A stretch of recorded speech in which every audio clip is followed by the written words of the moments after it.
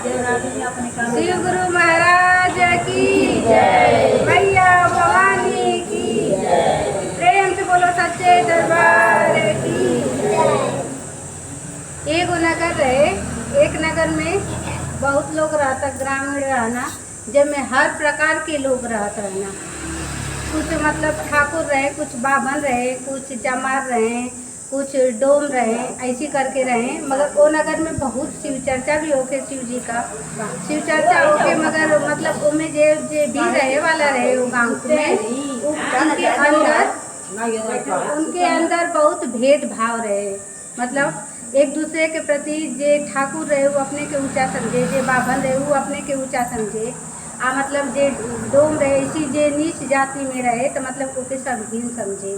एक वजह से जे बड़ा बड़ा लोग शिव चर्चा करावे तो मतलब वो छोटी जाति के मतलब वो ना बुलावे,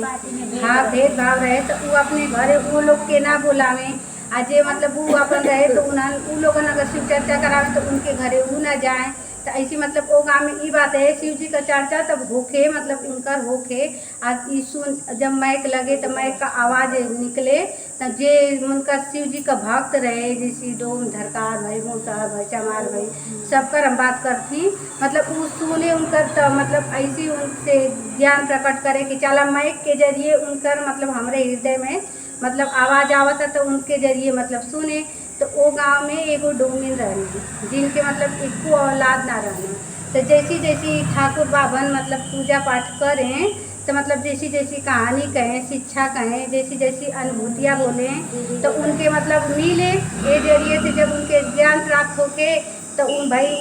थोड़ा मतलब मंद बुद्धि के रहें कुछ लोग, तो कुछ मतलब ऐसी करके तो जब उनके मतलब मिले ज्ञान तो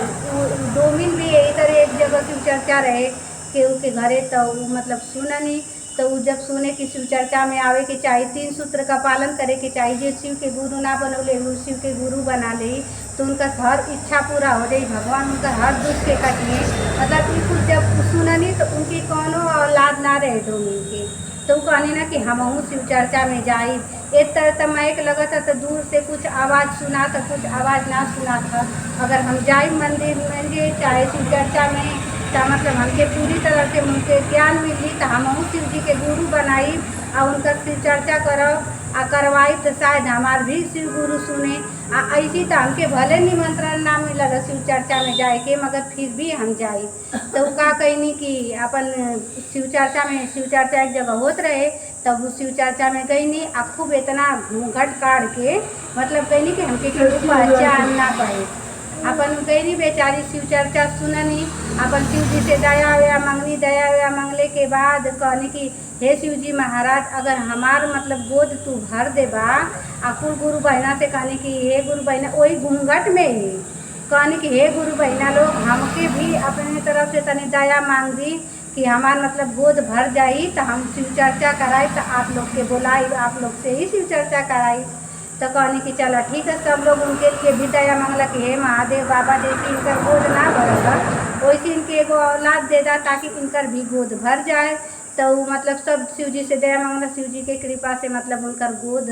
मतलब भर गया, मतलब उनके एक औलाद मिल गल। अब वो शिव चर्चा मिल गल तो फिर आईनी अब 1.25 महीना हो गल जब छुटका उसका कुल मिट गल तो आईनी शिव चर्चा में फिर वही तरह घूंघट काट के आईनी। तो कहनी कि हे देखा लोगन ऐसा न गुरु बहना लोगन कि हमारी इच्छा तो शिव जी महाराज पूरा कर देना, तो हम मतलब चर्चा बोलत ही अनुभूतियाँ बोलत हैं मगर मन्नत आप ही लोग के सामने हम मनले रहने कि हमारे घरे शिव चर्चा मतलब हम कराई तो आप लोग आई हमारे घरे शिव चर्चा मतलब आप लोग करो। तो भाई अब शिव चर्चा में जितना लोग बड़ बड़ हुई रहे तो केहू इनकार ना कल कि नहीं हम शिव चर्चा ना करो, सब कहला कि ठीक है हम शिव चर्चा मतलब आवे के मन तो आपके घरे शिव चर्चा करे के। अपन गुरु बहना गईनी घरे अपन खूब खुश बनी कि चला हमारे घरे सब कहला तो कि शिव चर्चा करे आई, सब खुश हो बनी खूब हाली हाली गईनी तो खूब अपन घर के लिए बनी खूब ढेर सा प्रसाद मंगौनी, मंगा के शिव जी का आसन लगौनी जैसी जैसी उनके करे आयल वैसे वैसे कुल आसन उसन लगा के मतलब अब जोहत बानी कि मतलब अब गुरु बहना लोग आइए तो मतलब शिव चर्चा करिए, अब गुरु बहना लोग आइए तो शिव चर्चा करिए। अब जोहत उनका 2 से 3 3 से 4 ऐसी मतलब बीते लगल समय तो कहनी भगवान हम तो मतलब कुल आसन उसन लगा देले बानी, सब तैयारी कर देले बानी, न गुरु बहना आवत ही ना हमार शिव चर्चा चालू होत था।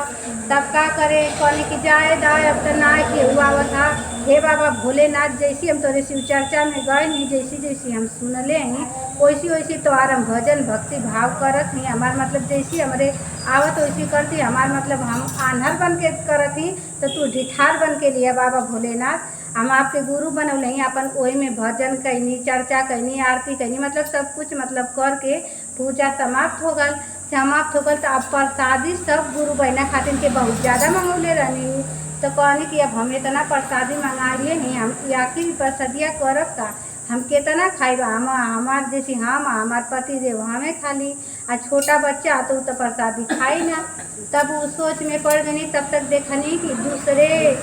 दूसरे गांव से एक शिवचर्चे का टोली जैसी शिवचर्चा करे खातिर के कुछ गुरु बहना दूसरे गांव में जात रहनी। तब तक गुरु देखनी, जब तक रोका के पूछनी कि आप लोग कहाँ जाती कहाँ, तो वे बताऊनी कि हमान के मतलब शिवचर्चा का टोली है, जे हमान के बुलावे ना शिवचर्चा करे के, वैसी वैसी हमान के गाँव गाँव जाके शिवचर्चा करल जाला। तो कहनी कि ऐसा ना गुरु बहना लोग कि हम तो शिवचर्चा रख ले रही, मगर हम सबके बोलवले रहनी, तो हमरे शिवचर्चा में केहू ना आएला। तो इतना ज़्यादा हम प्रसादी बना देले हैं कि हम प्रसादिया करब का, ऐसा ना कि आप लोग ले लेती तो बड़ा मेहरबानी रहा बाबा भोलेनाथ का प्रसाद है। तो भाई वो लोगन भाई जब शिव जी का टोलिए रहे मतलब शिव जी का भक्त वाली, तो कहने कि ऐसा ना बहना कि हमान का जब शिव चर्चा कह के आ जब लौटेगी तो तुहार कुल प्रसादी ले के आ नहीं तो दे दा प्रसादिया हमान का लेके जाए के अब्बे खाए के तो मुँह जूठा हो जाई, आ मुँह जूठा से हम कैसे शिव जी का भजन बा भक्ति भाव और चर्चा करो। तो अपन का करेनी कि कुल प्रसादी मतलब सबके बांट देवेनी, आ बांट देनी तो अपन बांट के मतलब उनका देसी सबके दे देवेनी, तो अपन सब अपन गठिया गठिया ले लेला, कहले सब चर्चा सुन के जाए के तो घरे खाए के चाहे खाते जाए के, तब सबके बांट देनी तो उनका कुल प्रसाद